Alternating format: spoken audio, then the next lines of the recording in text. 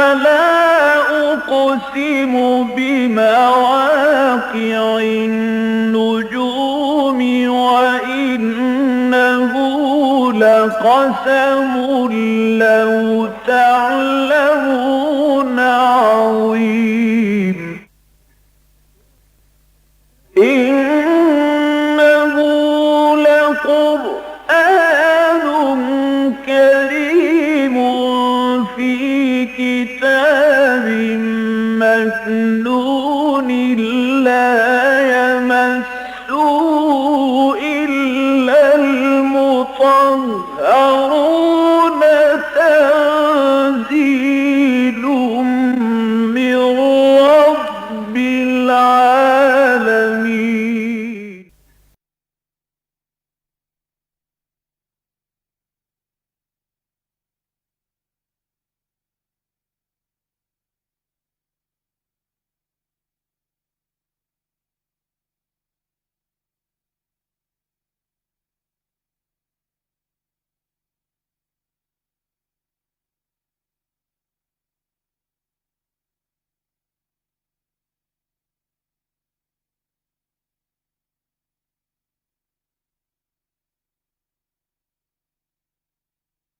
ونصلي على رسوله الكريم اما بعد فقد قال الله تبارك وتعالى كما ورد في سورة النساء اعوذ بالله من الشيطان الرجيم بسم الله الرحمن الرحيم واللاتي ياتين الفاحشة من نسائكم فاستشهدوا عليهن أربعة منكم فإن شهدوا فأمسكوهن في البيوت حتى يتوفاهن الموت أو يجعل الله لهن سبيلا واللذان يأتيانها منكم فآذوهما فإن تابا وأصلحا فأعرضوا عنهما إن الله كان توابا رحيما انما التوبة على الله للذين يعملون السوء بجهالة ثم يتوبون من قريب فأولئك يتوب الله عليهم وكان الله عليما حكيما وليست التوبة للذين يعملون السيئات حتى إذا حضر أحدهم الموت قال إني تبت الآن ولا الذين يموتون وهم كفار أولئك أعتدنا لهم عذابا أليما صدق اللہ العظیم رب اشرح لی صدری ویسر لی امری واحلل عقدۃ من لسانی یفقہوا قولی اللہم ربنا الہمنا رشدنا واعذنا من شرور انفسنا اللہم ارنا الحق حقا وارزقنا اتباعہ وارنا الباطل باطلا وارزقنا اجتنابہ اللہم وفقنا لما تحب وترضى آمین یا رب العالمین۔ سورہ نساء کے تیسرے رکوع کی جو پہلی دو آیات ہیں یہ تفسیر اور تعویل کے اعتبار سے مشکلات القرآن میں سے ہیں۔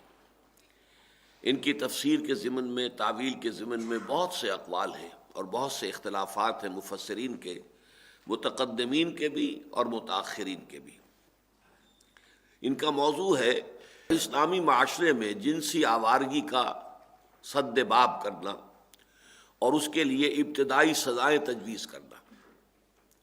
ظاہر بات ہے کہ عرب کا جو معاشرہ تھا جس میں کہ اسلام اپنا یہ اصلاحی عمل جو ہے روبے کار لا رہا تھا، وہاں جنسی اعتبار سے معیار جو ہے وہ بہت اونچا نہیں تھا۔ اگرچہ وہ لوگ فطرت کے راہ سے اس طور سے تو نہیں ہٹے تھے جس طور سے کہ حضرت لوط علیہ السلام جس شہروں کی طرف بھیجے گئے تھے، سدوم اور عمورہ، وہاں جو بھی کام ہو رہا تھا وہ تو واقعہ یہ ہے کہ تاریخ انسانی میں اجتماعی سطح پر کسی قوم نے تو وہ کام کیا تھا تو وہ صرف وہی ایک قوم تھی۔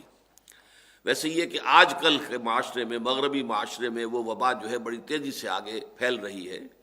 ہومو سیکشولیٹی، جس میں کہ گیز بھی ہیں، لیسبینز بھی ہیں، ان کی سوسائٹیاں ہیں، ان کے بڑے بڑے ادارے ہیں اور انہوں نے باقاعدہ انسٹیٹیوشنز کی شکل اختیار کر لی ہے۔ تو یا تو یہ معاملہ اس وقت تھا حضرت ابراہیم علیہ السلام کے زمانے میں سدوم اور عمورہ کی بستیوں میں جس کی طرف حضرت لوط علیہ السلام بھیجے گئے تھے، یا پھر یہ آج کے مغربی معاشرے میں ہے، ورنہ عام طور پر دنیا میں اس فعل کا ارتکاب شاذ و نادر ہوتا ہے۔ تو چنانچہ عرب میں بھی اس وقت اس کا زیادہ رواج نہیں تھا، لیکن یہ کہ عام طور پر زنا کا رواج موجود تھا اور اس میں ہر طرح کا معاملہ تھا۔ اس میں جو ڈسپلن ہے کہ انسان اپنی شہوت کے تقاضوں کو ایک معین قانونی طریقے پر پورا کرے، جو جائز راستہ ہے اس سے اس کو اپنی خواہش پوری کرنی چاہیے، اس کے لیے یہ کہا جا سکتا ہے کہ آوارگی بھی تھی، بلکہ انارکی کی حد تک معاملہ تھا۔ اس میں یہ پہلی دو آیتیں آ رہی ہیں قرآن مجید میں، فرمایا واللاتی یاتین الفاحشۃ من نسائکم، اور وہ جو تمہاری عورتوں میں سے فاحشہ کا ارتکاب کرے، بے حیائی، الفاحشہ انتہائی بے حیائی والی بات، یہاں لفظ زنا نہیں آیا ہے، بے حیائی والی بات آئی ہے۔ اس اعتبار سے گنجائش موجود ہے کہ اس میں زنا بھی مراد ہو، یا یہ کہ عورتوں کا عورتوں ہی سے شہوت رانی کا معاملہ، جو لیسبین آج کہلاتی ہیں، ان کا معاملہ بھی اس کے اندر شامل ہو سکتا ہے جہاں تک لفظ کا تعلق ہے۔ خود زنا کو بھی قرآن مجید میں سورہ بنی اسرائیل میں فاحشہ کہا ہے، وَلَا تَقْرَبُوا الزِّنَا إِنَّهُ كَانَ فَاحِشَةً وَسَاءَ سَبِيلًا، تو الفاحشہ بہت بڑی بے حیائی، واللاتی یاتین الفاحشۃ من نسائکم، اور وہ کہ جو تمہاری بھی عورتوں میں سے، مسلمانوں میں سے اس بہت بڑے فحش کام کا، بڑی بے حیائی کا ارتکاب کریں، فاستشہدوا علیہن اربعۃ منکم، تو گواہ طلب کرو ان پر اپنے میں سے 4 مرد، 4 مردوں کی گواہی۔ زنا کے مقدمات میں شریعت اسلامی میں عورت کی گواہی جو ہے وہ معتبر نہیں ہے، 4 مردوں کی گواہی، وہ مرد بھی قابل اعتماد ہو، فاسق و فاجر نہ ہو، آوارہ نہ ہو، بلکہ قابل اعتماد 4 گواہ ہوں، تو گواہی طلب کرو 4 افراد کی۔ اور یہ گواہی جو ہے جس نوعیت کی حدیث میں آئی ہے، وہ اگرچہ اب حیا مانے ہے کہ میں الفاظ استعمال کروں، لیکن یہ کہ مجبوری ہے کہ حضور نے فرمایا کہ 4 آدمیوں نے اس طور سے دیکھا ہو جیسے کہ سرمے دانی کے اندر سلائی ہوتی ہے، اس کیفیت کا مشاہدہ ہوا ہو، تب جا کر وہ جو زنا کا جو ہے نصاب ہے کہ اس میں گواہی کا کتنا نصاب ہے، اس کیفیت میں 4 آدمیوں نے دیکھا، اور یہ بہرحال معلوم ہو جاتا ہے انسان کو کہ یہ آسان کام نہیں ہے۔ گویا کہ زنا کا مقدمہ قائم کرنا اسلامی ریاست میں ہر کسی کا کام نہیں ہے، آسانی سے نہیں ہے، بلکہ آگے چل کر آپ کو معلوم ہے کہ اگر کوئی شخص چاہے اس نے وہ خود چشمدید گواہ ہے اور اس نے دیکھا ہے 2 افراد کو یہ کام کرتے ہوئے، لیکن اگر مزید 3 گواہ موجود نہیں ہے اور وہ اپنی ایک گواہی کا اعلان کر دیتا ہے تو اس پر قذف کی سزا ہوگی، 80 کوڑے اسے لگیں گے۔ اس لیے کہ اسلام یہ نہیں چاہتا کہ اس بے حیائی کا جو ہے عام اشتہار ہو جائے، معاشرے کے اندر اشاعت ہو جائے، بلکہ تبھی یہ معاملہ سامنے آنا چاہیے جب کہ اس درجے کی گواہی موجود ہو، اور اس کے بغیر جو ہے اگر الزام لگایا جائے گا تو الٹا لینے کے دینے پڑ جائیں گے اور قذف کا مقدمہ قائم ہو جائے گا۔ واللاتی یاتین الفاحشۃ من نسائکم فاستشہدوا علیہن اربعۃ منکم فإن شہدوا، پھر اگر وہ 4 افراد گواہی دے دیں کہ ہاں ہم نے اسی حالت کے اندر ان کو دیکھا ہے، فامسکوہن فی البیوت، تو اب ان کو بند کر دو گھروں کے اندر۔ یہ ایک حبس کہہ لیجئے، قید کہہ لیجئے، اس لیے کہ اس زمانے میں قید خانے نہیں تھے، جیلیں نہیں تھیں، لہذا یہ گویا کہ ایک قید ہے جو گھروں کے اندر قید کی سزا ان کو دی جا رہی ہے۔ اور یہ کب تک قید رہے گی؟ حتیٰ یتوفاہن الموت، اس میں یہ نہیں کہا کہ 6 مہینے یا 1 سال یا 5 سال، بلکہ یہ کہ یہاں تک کہ یا تو موت انہیں لے جائے، انہیں قبض کر لے، موت کا ہاتھ آئے اور انہیں لے جائے، او یجعل اللہ لہن سبیلا، یا یہ ہے کہ اللہ تعالیٰ ان کے لیے کوئی اور راستہ نکال دے۔ یہ اشارہ ہے در حقیقت جو سورہ نور میں پھر آیا ہے، جو سزا اللہ تعالیٰ کی طرف سے آخری معین ہو گئی، اور پھر حضور نے فرمایا جب کہ وہ آیت آ گئی کہ اللہ تعالیٰ نے راستہ نکال دیا ہے، اگر کنوارا مرد اور کنواری عورت جو ہے یہ زنا کریں گی تو 100 کوڑے لگیں گے، اور اگر شادی شدہ مرد اور شادی شدہ عورت زنا کریں گے تو ان کے لیے رجم ہے۔ یہ جو ہے یہ حد معین ہوئی ہے بہت دیر میں۔ ابتدا میں صرف یہ بات کہی گئی ہے کہ واللاتی یاتین الفاحشۃ من نسائکم فاستشہدوا علیہن اربعۃ منکم فإن شہدوا فامسکوہن فی البیوت حتیٰ یتوفاہن الموت او یجعل اللہ لہن سبیلا۔ اس میں جو اختلافات ہیں وہ میں بعد میں بیان کروں گا، اس کی تعویل میں اور اس کی تفسیر میں۔ ابھی آپ دوسری آیت بھی ساتھ ہی پڑھ لیجئے۔ واللذان یاتیانہا منکم، اور وہ دونوں کے جو تم میں سے اس فعل کا، اس فحش کام کا ارتکاب کریں، فآذوہما، تو ان دونوں کو تکلیف پہنچاؤ، تکلیفیں دو، اذیتیں دو، ان کو جو بھی کوئی تعزیر کے انداز میں جو بھی ان کو تکلیف دی جا سکتی ہے، زبان سے بھی برا بھلا کہنا، شرم دلانا، کیا کام تم نے کیا ہے تم سوچو، اور یہ کہ ہاتھ سے مارنا، زد و کوب کرنا، کوڑے مارنا، یہ مختلف تعزیرات کی شکلیں ہو سکتی ہیں کہ جو وقت کا جو حاکم ہے، قاضی ہے، وہ صورت معاملے کے بارے میں دیکھ کر اور اس پر فیصلہ کر سکتا ہے۔ فَعَزُوهُمَا فَإِن تَابَا، پھر اگر وہ توبہ کر لیں، وہ اصلاح اور اصلاح کر لیں، فَأَعْرِضُوا عَنْهُمَا، تو ان دونوں سے پھر اپنے آپ کو علیحدہ کر لو، یہ اعراض کرو، وہ چھوڑ دو انہیں۔ اگر وہ توبہ کر لیں اور اصلاح کر لیں تو چھوڑ دو۔ ان اللہ کان تواب الرحیمہ، اس لیے کہ اللہ تعالیٰ یقیناً بہت ہی توبہ کا قبول فرمانے والا ہے اور بڑا رحیم ہے، بہت ہی رحم فرمانے والا ہے۔ اب ان آیتوں کے بارے میں جیسا کہ میں نے عرض کیا، بڑے اختلافات ہیں۔ ایک تو یہ کہ جو عام طور پر جمہور نے اس کی تفسیر کی ہے وہ اس انداز میں کی ہے کہ پہلی آیت بھی زنا کے بارے میں ہے اور دوسری آیت بھی زنا کے بارے میں ہے۔ فرق صرف یہ ہے کہ پہلی آیت میں صرف عورتوں کا ذکر ہے، مردوں کا ذکر نہیں ہے، حالانکہ ظاہر بات ہے کہ زنا جو ہے وہ تو ایک مرد اور ایک عورت مل کر اس فعل کا ارتکاب کرتے ہیں، تو یہ ایک سوالیہ نشان ہے کہ وہاں پہ مردوں کا ذکر کیوں نہیں کیا گیا۔ دوسری آیت میں جو ہے ظاہر بات ہے کہ دو کا ذکر ہے، تو وہاں اگرچہ ایک اشکال پیدا ہوتا ہے کہ واللذان، یہ دو گویا کہ تثنیہ کا صیغہ جو ہے یہ ضمیر کا، یہ مذکر کا ہے، تو گویا کہ دو مردوں کی بات کی جا رہی ہے۔ تو اس سے بہت سے لوگوں نے یہ خیال کیا ہے کہ یہ غالباً وہ عمل جسے عام طور پر لواطت کہہ دیتے ہیں، سوڈمی، لیکن میرے نزدیک یہ لواطت کا لفظ اچھا نہیں ہے، اس لیے کہ لواطت کا لفظ بنا ہے لوط سے۔ لوط تو نام ہے اللہ کے جلیل القدر پیغمبر کا، ان کے نام کی طرف اس کی کوئی بھی ادنا سی نسبت کرنا بھی وہ میرے نزدیک بہت بڑی جسارت ہے، بہت بڑی غلطی ہے۔ لیکن میں حیران ہوں، ہمارے ہاں یہ تفاسیر کے اندر بھی اور مصنفین نے اپنی تصانیف کے اندر بھی اس لفظ کو بڑی آسانی سے استعمال کیا، بہت فریلی استعمال کیا، حالانکہ یہ نہیں ہونا چاہیے۔ انگریزی میں ہمیں وہ بہتر معلوم ہوتا ہے کہ وہاں اس فعل کو اس شہر کی طرف جو ہے منسوب کیا گیا ہے، سوڈومی،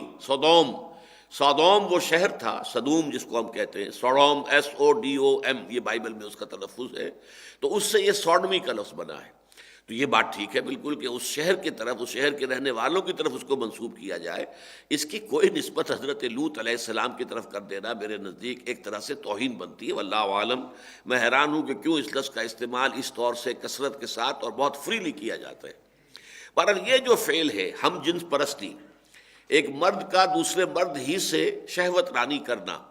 تو چونکہ یہاں پہ واللذان کا لفظ آیا، واللذان یاتیانہا منکم، جو دو تم میں سے کریں اس فعل کا ارتکاب، اور اللذان جو ہے یہ در حقیقت تثنیہ کا صیغہ ہے، مذکر تثنیہ، یہ مؤنث تثنیہ کا نہیں ہے۔ واللتان ہوتا تو دو عورتیں مراد ہوتی،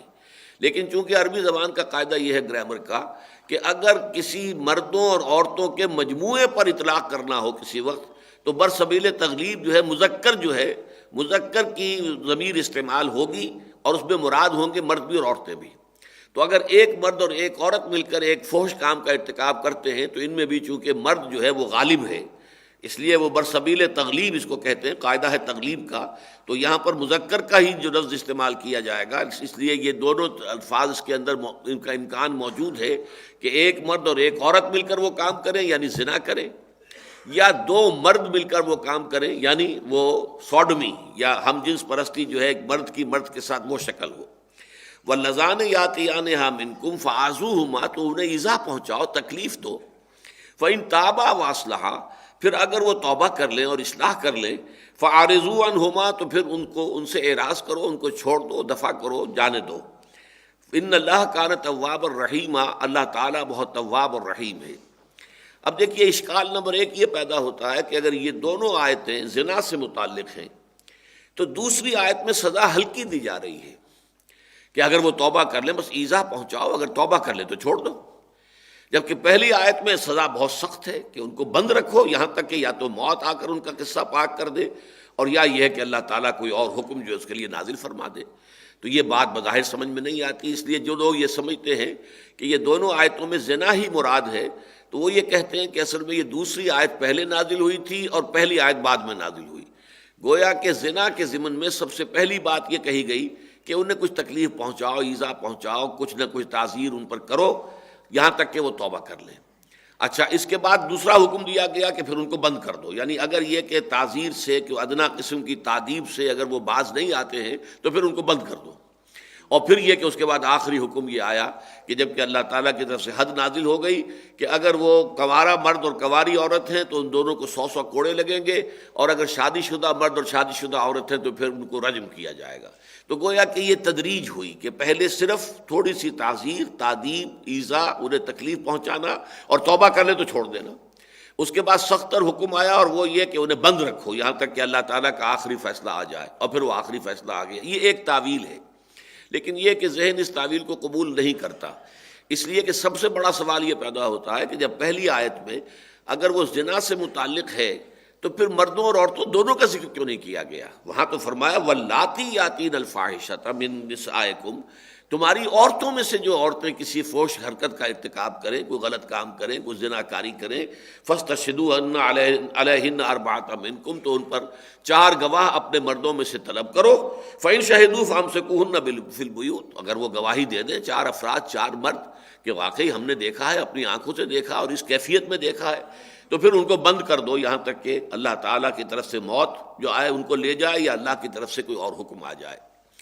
دوسری بات یہ ہے کہ بعض لوگوں کے نزدیک جو ہے یہ دوسری آیت جو ہے یہ اصل میں سوڈمی کے لیے ہے، یہ 2 مردوں ہی کے باہمی شہوت رانی کے لیے ہے، اس میں زنا کا تذکرہ نہیں ہے۔ اس سے گویا کہ وہ بات جو ہے وہ ختم ہو جاتی ہے کہ اگر زنا ہی کی یہ بھی سزا ہے، زنا ہی کی وہ بھی سزا ہے، تو ایک میں سزا سخت دی جا رہی ہے، دوسری میں کم دی جا رہی ہے، تو اس میں گویا کہ سوڈمی کے معاملے کو اس سے ذرا ہلکا سمجھا گیا ہے کہ یہ معاملہ ایسا کہ ویسے بھی عام طور پر نہیں ہوتا، شاذ معاملہ ہوتا ہے، لیکن یہ کہ اگر ہے تو اس میں یہ کہ انہیں کچھ ایذا دو، کچھ تکلیف پہنچاؤ، یہاں تک کہ پھر وہ توبہ کر لیں اور باز آ جائیں۔ اب اس کے ضمن میں یہ ہے کہ میرے نزدیک ان تمام اختلافات کا جو بہترین حل ہے وہ مولانا امین احسن اصلاحی صاحب نے نکالا ہے، اور واقعہ یہ ہے کہ میں انہیں خراج تحسین پیش کرتا ہوں کہ ان 2 آیات کا میں نے خاصا مطالعہ ان دنوں میں کیا ہے، تفسیر کبیر کو بھی دیکھا ہے، اور قاضی صلاح اللہ پانی پتی رحمۃ اللہ علیہ کی تفسیر کو بھی بہت غور سے دیکھا، اس لیے کہ وہ بہت بڑے فقیہ بھی تھے، بہت بڑے صوفی بھی تھے، اور یہ کہ مفسر تو ہیں ہی بہت بڑے، تفسیر مظہری ان کی بہت اعلیٰ پائے کی تفسیر ہے۔ پھر ہمارے آج کل کے زمانے میں مولانا مودودی کی جو تفہیم القرآن ہے اس کا بھی میں نے مطالعہ کیا، اور پھر تدبر قرآن کا بھی کیا، اور مفتی محمد شفیع صاحب کی معارف القرآن کا بھی مطالعہ کیا۔ میں اس نتیجے پر پہنچا ہوں کہ جو تعویل کی ہے مولانا اصلاحی صاحب نے وہ یہاں بہترین ہے، اور اس کے لیے یوں سمجھ لیجیے کہ اصل میں جو ایک خاص پس منظر ہے اس ماحول کا، وہ جب تک سامنے نہ ہو یہ آیات جو ہے سمجھ میں نہیں آ سکتی۔ معاملہ یہ تھا کہ ابھی جو مدینے میں وہ چھوٹی سی اسلامی حکومت قائم ہوئی تھی، ابھی اس کا اقتدار مستحکم نہیں تھا، ابھی صورت یہ نہیں تھی کہ مدینے والوں سب کے اوپر، جسے آج کل مشرف صاحب کہتے ہیں ریٹ آف دی گورنمنٹ، جو ہے ریٹ آف دی گورنمنٹ کام نہیں کر رہی ہے، تو در حقیقت وہ دائرہ اقتدار اور دائرہ اختیار جو ہے حکومت کا وہ پورے طور پر تمام مدینے والوں کے اوپر چھایا ہوا نہیں تھا، اس لیے کہ ظاہر بات ہے کہ مدینے میں یہودی قبیلے آباد تھے، اور یہودی قبیلے ظاہر بات ہے کہ حضور کے ماتحت نہیں تھے، ان کا اپنا نظام تھا، ان کے اگر کوئی جرم کرتے تھے تو وہ اپنی سزائیں دیتے تھے، ان کی اپنی عدالتیں تھیں، ان کے اپنے فقہا تھے، ان کے اپنے قاضی تھے۔ پھر اسی طریقے سے اس معاشرے میں منافق بھی تھے،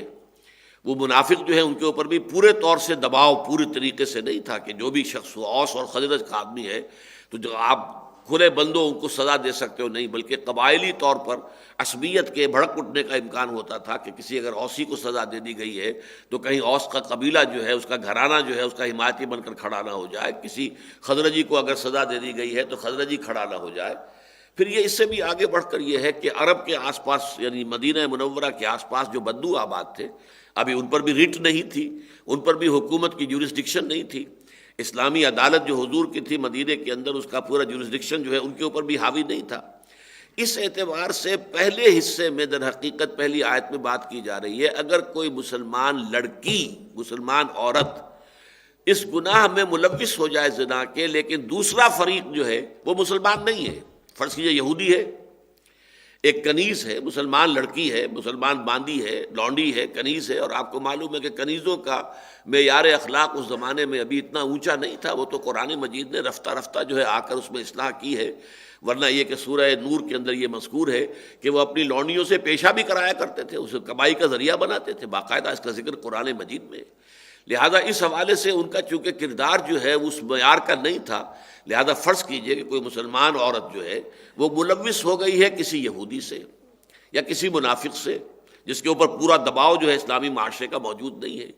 یا آس پاس کے کسی بدو کے ساتھ اس کا معاملہ ہو گیا ہے، لہذا یہاں مرد کا تذکرہ نہیں کیا جا رہا، اس لیے کہ مرد جو ہے وہ جورسڈکشن میں نہیں ہے،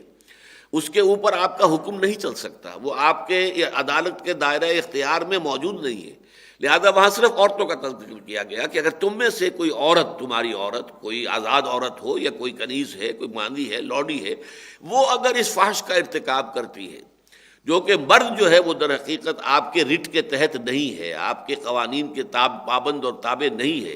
تو پھر تو ظاہر بات ہے وہاں سزا آپ دے سکیں گے صرف اس عورت کو، اس لڑکی کو، وہ سزا یہ ہے کہ اسے گھر میں بند کر دیا جائے، یہاں تک کہ اللہ تعالیٰ کی طرف سے موت کا پیغامبر آ جائے، اسرائیل آ جائیں اور اس کو لے جائیں، اور یا یہ ہے کہ پھر اللہ تعالیٰ کوئی اور سزا اس کے لیے تجویز کر دے۔ یعنی فرض کیجئے اگر کوئی عورت یا کوئی لڑکی اس گناہ کی وجہ سے گھر میں بند تھی، قید و بند کی صعود و برداشت کر رہی تھی، جب سورہ نور کی آیات آ گئیں کہ 100 کوڑے مارو اور چھوڑ دو،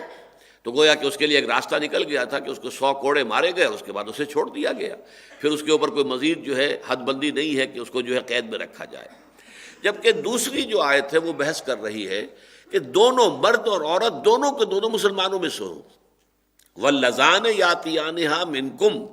اگر دونوں ہی تم میں سے ہیں، مسلمان ہی مرد ہے، مسلمان ہی عورت ہے، اور ان دونوں نے یہ کام کیا ہے، فآذوہما، اب چونکہ معاملہ یہ ہے کہ اگر وہ پہلا مسئلہ تھا تو لڑکی کے باہر آنے جانے میں اس بات کا اندیشہ تھا کہ اس فعل کا دوبارہ ارتکاب ہو جائے، اس لیے کہ وہ جو مرد ہے آپ اسے کوئی زنجیر نہیں ڈال سکتے، اسے آپ بند نہیں کر سکتے، وہ آپ کے حیطہ اقتدار میں نہیں ہے، آپ کے رٹ کے تابع نہیں ہے، کہ یہاں معاملہ چونکہ دونوں کا ہے، مسلمان مرد اور مسلمان عورت، اور وہ دونوں مسلمان معاشرے میں ہیں، ان پر اخلاقی دباؤ بھی پورا ڈالا جا سکتا ہے اور ان کی مانیٹرنگ بھی پوری ہو سکتی ہے، دیکھ بھال ہو سکتی ہے کہ انہوں نے واقعی اپنی اصلاح کر لی ہے یا نہیں کر لی ہے، لہذا ان کے لیے ابتدائی حکم یہ دیا گیا کہ واللذان یاتیانہا منکم فآذوہم، تو انہیں ایذا پہنچاؤ۔ یہ ایذا جو ہے یہ ظاہر بات ہے کہ ایذا کا لفظ بہت وسیع ہے، اس کے اندر ایذا میں رجم بھی ایذا میں آ جائے گا، اس لیے کہ رجم میں بھی تکلیف دی جاتی ہے، پتھر مار مار کے جو ہے انسان کو، عورت کو یا مرد کو ہلاک کیا جاتا ہے، تو ایذا کا لفظ بہت وسیع ہے، لیکن یہ کہ عام خیال یہ ہے کہ یہ تعزیر ہے، زبانی ایذا یا کچھ زد و کوب، کچھ مارنا، کچھ پیٹنا، اور اس کے بعد اگر وہ توبہ کر لیں اور اصلاح کا اپنا پختہ وعدہ کریں، ان تابا و اصلحا فاعرضوا عنہما، تو ان کو چھوڑ دیا جائے۔ ان اللہ کان توابا رحیما، اس لیے کہ اللہ تعالیٰ بہت توبہ کا قبول فرمانے والا اور بہت رحم فرمانے والا ہے۔ البتہ اس کے بعد جب پھر سورہ نور کی آیات آ گئی تو پھر وہاں معاملہ طے ہو گیا کہ زانی مرد ہو یا زانی عورت ہو، والزانیۃ والزانی فاجلدوا کل واحد منہما 100 جلدہ، ہر ایک کو ان میں سے 100 کوڑے مارے جائیں گے۔ اور جہاں تک شادی شدہ کا معاملہ ہے وہ قرآن مجید میں اس کا تذکرہ نہیں ہے، وہ حدیث نبوی سے اور سنت رسول سے ثابت ہے کہ رجم کیا جائے گا۔ اس ایک معاملے کے اندر، بلکہ 2 معاملات میں نبی اکرم صلی اللہ علیہ وسلم نے جو شریعت موسوی تھی اس کے حکم کو بحال رکھا ہے۔ ایک قتل مرتد کا معاملہ ہے کہ اگر کوئی مسلمان مرتد ہو جائے تو اس کو قتل کرنا، اور ایک رجم ہے، زانی اور زانیہ کے جو شادی شدہ ہوں ان کی سزا رجم، حد۔ یہ چیزیں دونوں قرآن میں نہیں ہیں، البتہ یہ دونوں چیزیں شریعت موسوی علیہ السلام سے حضور صلی اللہ علیہ وسلم نے اخذ کی ہے اور اپنی سنت کی دلیل پر ان کو رائج کیا ہے، وہ ہماری شریعت کے اندر اب گویا کہ حدود اللہ میں شامل ہے۔ یہاں میں خاص طور پہ تھوڑا سا تذکرہ کر دوں کہ اس میں چونکہ واللذان یاتیانہا منکم فآذوہما، اس میں ایک امکان ہے کہ یہ سوڈمی کی بات ہو رہی ہو، ہم جنس پرستی کی، بلکہ ابو مسلم اصفہانی ایک بہت بڑے مفسر ہیں، اگرچہ وہ معتزلہ میں سے ہیں۔ معتزلہ ان کو کہا جاتا ہے جو ریشنلسٹ لوگ تھے، عقل سے زیادہ بات کرتے تھے، نقل سے اور روایات کے حوالے سے زیادہ وہ بات نہیں کرتے تھے، نہ بات مانتے تھے، بلکہ وہ جو ریشنل اور استدلال ہے اس کا زیادہ سہارا لیتے تھے۔ تو معتزلہ کے بہت بڑے مفسر ہیں ابو مسلم اصفہانی۔ ہمارے عام مفسرین تو ان کا تذکرہ بھی کرنا پسند نہیں کرتے، اس لیے کہ معتزلہ میں سے ہیں، لیکن امام فخر الدین رازی رحمۃ اللہ علیہ کا معاملہ بڑا عجیب ہے، چونکہ وہ خود ریشنلسٹ ہیں، اگرچہ ہے اہل سنت میں سے، لیکن عقل اور منطق اس کے حوالے سے ان کی تفسیر جو ہے وہ بہت ہی مدلل اور بہت یوں سمجھیے کہ عقلی دلائل کے اوپر مبنی تفسیر ہے۔ تو وہ عام طور پر تذکرہ کرتے ہیں ابو مسلم اصفہانی کا۔ اس کا قول یہ ہے کہ یہ جو پہلی آیت ہے یہ لیسبینز کے لیے ہے، وہاں پہ مردوں کا تذکرہ اس لیے نہیں کیا گیا کہ واللاتی یاتین الفاحشۃ من نسائکم، وہ تم میں تمہاری عورتوں میں سے کہ جو آپس میں فحش کا ارتکاب کریں، عورت سے. یہ لیسبین جو ہے پہلے بھی موجود تھا، سحاق اس کو کہا جاتا تھا، لیکن یہ ہے کہ بہت شاذ، جیسا کہ میں نے عرض کیا تھا، یہ زندگی کی شاہراہ نہیں بلکہ اس سے کٹی ہوئی پگڈنڈیاں ان کو کہیں گے. مولانا مودودی صاحب نے یہ الفاظ استعمال کیے ہیں، اور ابھی ابو مسلم اصفہانی پر تنقید کی ہے کہ ابو مسلم اصفہانی نے یہ بات ذہن میں نہیں رکھی کہ قرآن مجید پگڈنڈیوں کے بارے میں باتیں نہیں کیا کرتا، قرآن مجید جو مین شاہراہ ہے انسانی زندگی کی اس کے بارے میں بات کرتا ہے. تو اصل شاہراہ پر تو اصل میں زنا ہے، جس کے داعیات جو ہیں وہ مرد اور عورت دونوں کے اندر ہے، موجود ہیں. لیکن یہ ہے کہ اب سوڈمی اگر ہے، گیز ہے مردوں میں سے، ان میں سے ایک فاعل ایک مفعول ہے. اب مفعول کے لیے ظاہر بات ہے کہ اس کے لیے طلب نہیں ہے، کہ اس کے لیے لذت کا معاملہ نہیں ہے، وہ ساری کی ساری اگر لذت ہے تو وہ فاعل کے لیے. لیکن زنا کا معاملہ مشترک ہے، اس پہلو سے جو اصل مرض ہے وہ زنا ہے. لیکن یہ کہ ابو مسلم اصفہانی نے یہ کہا ہے کہ اس سے مراد ہے لیسبینز. اگر عورتیں آپس میں شہوت رانی کریں تو اس کا نتیجہ کیا ہوگا کہ انہیں بند کر دو، اور اس بند کرنے کے بعد جب تک کہ کوئی اللہ تعالیٰ کی طرف سے کوئی اور حکم نہ آ جائے یا موت ان کو جو ہے نہ لے جائے. یہ ہے ابو مسلم اصفہانی کی رائے، اگرچہ اسے ہمارے مفسرین نے تسلیم نہیں کیا، بلکہ جیسا کہ میں نے عرض کر چکا ہوں ابھی، میں نے اس ضمن میں جو تسلیم کی ہے، جو زیادہ قبول کی ہے میرے ذہن اور دل نے، جو بات وہ مولانا امین احسن اصلاحی صاحب کی ہے کہ اس میں مراد ہیں وہ عورتیں جو مسلمان عورتیں، چاہے وہ حرہ ہوتی تھیں یا یہ کہ وہ کنیزیں تھیں، وہ اگر ایسے لوگوں سے، یہودی سے یا کسی غیر مسلم سے، مشرک سے یا کسی منافق سے کہ جو پورے طور سے اسلامی ریاست کا دباؤ ابھی قبول نہیں کر رہا ہو، اگر ان سے ملوث ہو گئی ہیں زنا کے ارتکاب میں، تو پھر یہ ہے کہ یک طرفہ ہی معاملہ کرنا پڑے گا کہ جن پر ہمارا زور چلتا ہے، جن پر ہمارا رٹ ہے، انہی کو ہم سزا دیں. اور وہ سزا یہ ہے کہ ان لڑکی کو یا اس عورت کو جو سزا دی جائے گی. لیکن یہ واللذان یاتیانہا منکم جو ہے، اس کے اندر چونکہ کافی امکان موجود ہے کہ یہاں مراد سوڈمی بھی ہو، لہذا ہمارے ہاں یہ سمجھ لیجئے کہ، اور یہی ایک آیت ہے قرآن مجید میں کہ جو سوڈمی کے بارے میں ہے اور کہیں ذکر نہیں ہے. بالواسطہ طور پر اگرچہ ذکر ہے قرآن مجید میں دو مقامات پر، ایک تو سورہ معارج میں اور ایک سورہ مومنون کو شروع میں بیان کیا گیا ہے کہ انسان کے لیے شہوت رانی جو ہے مرد کے لیے، اس کے دو ہی طریقے جائز ہیں. والذین هم علی فروجہم حافظون الا علی ازواجہم او ما ملکت ایمانہم فانہم غیر ملومین فمن ابتغى وراء ذلک فاولئک هم العادون. وہ لوگ جو اپنی شرمگاہوں کی حفاظت کرتے ہیں سوائے اپنی بیویوں کے یا اپنی باندیوں، کنیزوں، اپنی لونڈیوں کے، اس کے علاوہ ان کے اوپر تو کوئی الزام نہیں ہے. وہ اگر اس سے اپنی شہوت کی تسکین کرتے ہیں بیوی سے اور اپنی لونڈی اور باندی سے تو کوئی حرج نہیں ہے، کوئی ملامت کے قابل بات نہیں ہے. لیکن فمن ابتغى وراء ذلک، جو اس کے علاوہ کوئی راستہ اختیار کرے گا تو ظاہر بات ہے وہ فاولئک هم العادون، تو وہ حد سے گزر جانے والے ہیں، وہ پھر قابل سرزنش ہیں، قابل سزا ہیں، مستوجب سزا ہیں. اب اس میں ظاہر بات ہے کہ سوڈمی بھی آ گئی، اور اسی میں اگرچہ حیا مانے ہے، لیکن مجھے آج یہ بات واضح کرنی ہے، استمناء بالید بھی ہے ایک، جسے ماسٹربیشن کہتے ہیں. ہاتھ سے ہی انسان جو ہے وہ اپنا تناؤ جو وجود کے اندر شہوت جو ہے اس کا جذبہ مشتعل ہو گیا ہو، تو وجود میں ایک تناؤ کی کیفیت ہوتی ہے. اس تناؤ کو ریلیز کرنے کی ایک شکل یہ ہے کہ ہاتھ سے انسان جو ہے وہ منی کا اخراج کروا دے، تاکہ اس سے یہ کہ اس کو تسکین حاصل ہو جائے. لیکن اس کے بارے میں بھی ہمارے فقہا کا کہنا یہ ہے کہ اگر کسی شخص کو اس طریقے کا اندیشہ ہو کہ وہ اگر یہ کام نہیں کرے گا تو کسی فتنے میں مبتلا ہو جائے گا، کوئی اور برا کام کرے گا، زنا کے اوپر آمادہ ہو جائے گا، یا یہ کہ وہ سوڈمی جو ہے ہم جنس پرستی کا کوئی معاملہ کسی مرد کے ساتھ کرے گا، اگر یہ ہو تو پھر استمناء بالید جائز ہے، یہ حرام نہیں ہے. اگرچہ عام حالات میں یہ بھی اسی کے ذیل میں آ جائے گا، فمن ابتغى وراء ذلک فاولئک هم العادون. تو جیسے سوڈمی حرام ہوگی ایسے ہی یہ بھی حرام ہوگا، لیکن اس کے بارے میں نرمی برتی گئی ہے. باقی جہاں تک کہ یہ جس کو کہ میں نے ابھی بحث کی تھی کہ لواطت کا لفظ جو ہے وہ بار بار زبان پر آتا ہے، اس لیے کہ اکثر وہی استعمال ہوتا ہے، میں سوڈمی کا لفظ استعمال کر رہا ہوں، یا مردوں کی ہم جنس پرستی. اب اس میں پہلی بات تو یہ ہے کہ اس میں بھی گواہی کا وہی سٹینڈرڈ اور وہی نصاب ہے کہ جو زنا کا ہے. 4 افراد عینی گواہ ہوں، یہ ہے در حقیقت 4 افراد کا عینی گواہ ہونا، اور اسی کیفیت میں کہ جیسے سرمدانی میں سلائی ہوتی ہے اس طرح کی کیفیت کے 4 گواہ جو ہے موجود ہوں، تب وہ در حقیقت وہ عمل قوم لوط جو ہے سوڈمی، اس کا مقدمہ جو ہے تب قائم ہوگا. اور اس کے ضمن میں اب ہمارے ہاں اختلاف ہے۔ امام ابو حنیفہ منفرد ہیں، وہ رائے ان کی میں بعد میں عرض کروں گا، اس لیے کہ وہ منفرد ہیں، اکیلے ہیں۔ امام مالک، امام شافعی، امام احمد ابن حنبل اور خود امام ابو حنیفہ کے دونوں بڑے شاگرد قاضی ابو یوسف، امام محمد شیبانی، یہ اس پر متفق ہیں کہ یہ جو جرم ہے سوڈمی، یہ جو ہم جنس پرستی ہے مردوں کی آپس میں، وہ بالفعل اسی طریقے سے جیسے کہ سلائی جو ہے وہ اس میں ہو سرمے دانی کے اندر، یہ بھی قابل حد ہے، اس کے اوپر حد وہی ہے کہ جو زنا کی ہے۔ یہ زنا کے بالکل ہم وزن عمل ہے، اور اس پر ہوگی کہ اگر وہ غیر شادی شدہ ہے تو ان کو 100 کوڑے مارے جائیں گے، اور اگر شادی شدہ ہے تو رجم کیا جائے گا۔ اور یہ حد ہے، یہ حد ہے، یعنی یہ کہ اس میں کوئی کمی بیشی کرنا کسی مسلمان حاکم کے لیے، کسی قاضی کے لیے ممکن نہیں ہے۔ حدود وہی کہلاتی ہیں، وہ چیزیں کہ جن کی سزا شریعت میں ایسے معین ہو گئی ہے کہ اس میں کوئی کمی بیشی کرنا آپ کے لیے ممکن نہیں ہے۔ چور کا ہاتھ کاٹ دینا یہ حد ہے، حد جاری کرنی پڑے گی، آپ اپنی مرضی سے اس میں کوئی کمی بیشی نہیں کر سکتے۔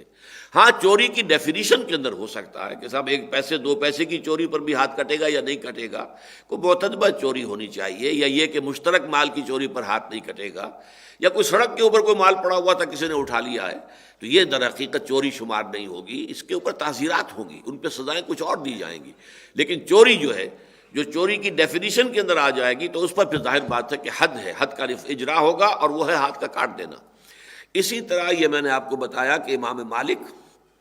امام شافعی، امام احمد بن حنبل، یہ تینوں حضرات ایک لائن میں ہیں۔ اصل میں ہمارے ہاں فقہا کی یہ 2 لائنیں شمار ہوتی ہیں، ایک وہ ہے کہ جو اصحاب قیاس سمجھے جاتے ہیں، ان میں سر خیل ہیں امام ابو حنیفہ رحمۃ اللہ علیہ، پھر ان کے شاگردوں میں امام محمد شیبانی، قاضی ابو یوسف اور بھی ہے، امام ظفر بھی ہے۔ لیکن یہ کہ دوسری طرف جو روایت کی بنیاد پر، حدیث کی بنیاد پر جو فیصلے کرنے والے فقہا ہیں، جو زیادہ ترجیح دیتے ہیں حدیث کو، ان میں ٹاپ پر امام مالک ہے، پھر انہی کے شاگرد سمجھیے کہ امام شافعی ہے، پھر انہی کے شاگرد جو ہیں وہ امام احمد بن حنبل ہے۔ تو یہ ایک لائن کے تو تینوں حضرات، امام مالک بھی، امام شافعی بھی، امام احمد بن حنبل بھی، اور دوسری لائن میں بھی امام ابو حنیفہ کے شاگرد قاضی ابو یوسف، امام محمد، یہ اس کے قائل ہیں کہ یہ جو سوڈمی کا فعل ہے یہ بھی زنا ہی کے بالکل ہم وزن ہے، اس کی حد وہی ہے جو زنا کی حد ہے۔ امام ابو حنیفہ کے نزدیک یہ بات نہیں ہے، وہ کہتے ہیں یہ اس سے مختلف فعل ہے، یہ بالکل برابر نہیں ہے، اس کی شناعت بھی زنا کی شناعت کے برابر نہیں ہے، اور اس میں تعزیر ہوگی۔ اب تعزیر میں یہ بھی ہو سکتا ہے کہ کچھ مار پیٹ کر، کچھ سزائیں دے کر، کچھ کوڑے لگا کر چھوڑ دیا جائے، وہ توبہ کر لیں کہ ہاں اب آئندہ نہیں کریں گے، فرض کیجئے پھر پکڑے گئے، پھر کوئی زیادہ بڑی سزا دے دی جائے ان کو، پھر کوئی سزا اور دی جائے، یہاں تک کہ وہ کہتے ہیں کہ بالآخر اگر بار بار کی تنبیہات کے باوجود وہ 2 اشخاص باز نہیں آتے اس عمل سے، اس فعل سے، تو پھر قتل بھی کیا جا سکتا ہے، لیکن یہ قتل تلوار سے ہوگا، رجم سے نہیں ہوگا، اس لیے کہ یہاں پر حد نہیں ہے۔ یہ در حقیقت زنا کے حد کے طور پر یہ سزا نہیں دی جا رہی، بلکہ یہ بھی تعزیر ہے، اور تعزیر کی ایک آخری شکل جو ہے وہ قتل بھی ہے۔ میں نے عرض کیا تھا کہ تعزیر کا لفظ بہت وسیع ہے۔ تو یہ ان 2 آیات کے بارے میں نے اپنا حاصل مطالعہ آپ کے سامنے رکھ دیا ہے۔ اصل میں جیسا کہ میں نے ابتدا میں عرض کیا تھا، یہ پہلی گویا کہ کوشش ہو رہی ہے اسلامی معاشرے کو ان مفاسد سے پاک کرنے کے لیے، ابتدائی قدم۔ اس کے بعد جو ہے اس میں آگے بڑھ کر قدم اٹھائے گئے، اس کے بعد سورہ نور کے اندر جو ہے حد جاری ہو گئی، نافذ کر دی گئی، لیکن ابتداً جو ہے یہ آیات آئی ہیں، اور ان کی تعویل میں جو اختلاف ہے وہ میں نے آپ کے سامنے رکھ دیا۔ میرے نزدیک دونوں آیتیں در حقیقت زنا کے بارے میں ہیں، لیکن پہلا زنا ہے اس لڑکی یا عورت کا جو مسلمان ہے، لیکن جس مرد سے وہ زنا کا ارتکاب اس نے کیا ہے وہ کوئی غیر مسلم ہے، یا یہ کہ وہ مسلمانوں کی عدالتی حدود کے اندر نہیں آ رہا، مسلمانوں کی رٹ اس پر چل نہیں رہی ہے، اور دوسری وہ ہے کہ جو دونوں مسلمانوں کے حیطِ اقتدار کے اندر ہیں، مرد بھی اور عورت بھی۔ البتہ یہ کہ ثانوی طور پر اس دوسری آیت سے اس سوڈومی کے ضمن میں بھی جو نکلتے ہیں احکام وہ میرے نزدیک صحیح ہیں، اور ان کو ہم ثانوی درجے کے اندر یہاں سے ان آیات سے مبنی اور ان سے مستخرج قرار دے سکتے ہیں۔ اب چونکہ یہاں لفظ توبہ آ گیا تھا، فَإِن تَابَا وَأَصْلَحَا فَأَعْرِضُوا عَنْهُمَا، اگر وہ دونوں جو ہیں توبہ کر لیں اور اصلاح کر لیں اپنی، تو پھر ان سے اعراض کرو، انہیں چھوڑ دو۔ ان اللہ کان تواب الرحیم، اللہ تعالیٰ یقیناً بہت تواب ہے اور رحیم ہے۔ اب اس کے ضمن میں توبہ کے موضوع پر یہ عظیم ترین دو آیات ہیں جو آ گئی ہیں۔ یوں سمجھیے قرآن مجید میں حکمت کی آیات جو آتی ہیں وہ ضمنی طور پر آتی ہیں، احکام اور چل رہے ہیں، اس کے بعد آگے پھر دیکھیں گے عورتوں کے بارے میں احکام پھر شروع ہو جائیں گے۔ وہ احکام کا سلسلہ چل رہا ہے، اس لیے کہ میں نے شروع میں آپ کو بتایا تھا کہ سورہ نساء کے ابتدائی حصے میں خاص طور پر جو معاشرے کے دبے ہوئے طبقات ہوتے ہیں، پسے ہوئے، مظلوم، مقہور، دبائے ہوئے، مجبور کیے ہوئے، کمزور، جن میں یتیم لاوارث ہیں بیچارے، ان کا مال جس طرح چاہو ہڑپ کر لو، جس طرح چاہو ان کا سلوک کر لو، یدعو الیتیم ولا یحض علی طعام المسکین، اس معاشرے کا نقشہ یہ تھا۔ عورتیں وہ بھی مجبور ہیں اور ان کو بھی جس طرح چاہو ان کے ساتھ معاملہ کر لو۔ پھر کمزور در کمزور، ضعیف در ضعیف، لڑکی جو یتیم ہے وہ تو گویا کہ اب آپ کے لیے کھلی چھوٹ ہے، اسے کوئی مہر نہ دے اور شادی کر لیں، جس طرح چاہیں آپ اس کے ساتھ برتاؤ کریں، کوئی پوچھنے والا نہیں، کوئی اس کے پیچھے ہے نہیں کہ جو اس کے حقوق کا طلبگار بن کر کھڑا ہو سکے۔ تو ان کے تمام چیزیں جو ہیں وہ زیادہ دی گئی ہیں۔ تو جو دبے ہوئے طبقات ہیں، یتیموں کا معاملہ بہت کثرت کے ساتھ آیا پہلے رکوع کے اندر، اس کے بعد خواتین کا معاملہ چل رہا ہے، اس لیے کہ ظاہر بات ہے کہ یہ جو دو جنسیں ہیں، مذکر اور مؤنث، ان میں کمزور جنس ہے، عورت جو ہے وہ کمزور ہے، اس میں کوئی شک نہیں، صنف نازک اسے آپ کہتے ہیں۔ تو اس کے اوپر ظلم اور تعدی جو ہے وہ زیادتی جو ہے اس کا ہو جانا جو ہے وہ قرین قیاس ہے، لہذا اس کا سد باب کیا جا رہا ہے۔ اب توبہ کے بارے میں فرمایا انما التوبۃ علی اللہ للذین یعملون السوء بجہالۃ ثم یتوبون من قریب، یقیناً توبہ تو اللہ کے ذمے ہے، توبہ کا قبول کرنا اللہ کے ذمے ہے ان لوگوں کے لیے جو جہالت، نادانی یا جذبات کی رو میں بہہ کر کوئی بری حرکت کر بیٹھتے ہیں اور پھر جلد ہی توبہ کر لیتے ہیں۔ فَأُولَٰئِکَ یتوب اللہ علیہم، تو یہ وہ لوگ ہیں کہ جن کی توبہ کو اللہ قبول فرماتا ہے، اللہ بھی ان پر متوجہ ہو جاتا ہے۔ وَكَانَ اللَّهُ عَلِيمًا حَكِيمًا، اور یقیناً اللہ تعالیٰ علیم ہے، جاننے والا ہے، حکیم ہے، بہت ہی حکمت والا ہے۔ لفظ توبہ پہلے سمجھ لیجیے، توبہ کہتے کسے؟ پلٹنے کو کہتے ہیں۔ تابہ یتوب،